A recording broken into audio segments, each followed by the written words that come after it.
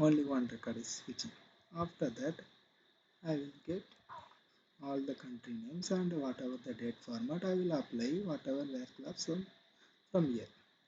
And here also I will put based on column 1, 2, 3 based on this column I will put order by condition as well. Based on this one or ascending or descending or whatever condition I will apply all the conditions over here. Okay, so in further sections we will go through all the select statement and with all the manipulations and whatever the business logic we will go through further more videos. Thank you.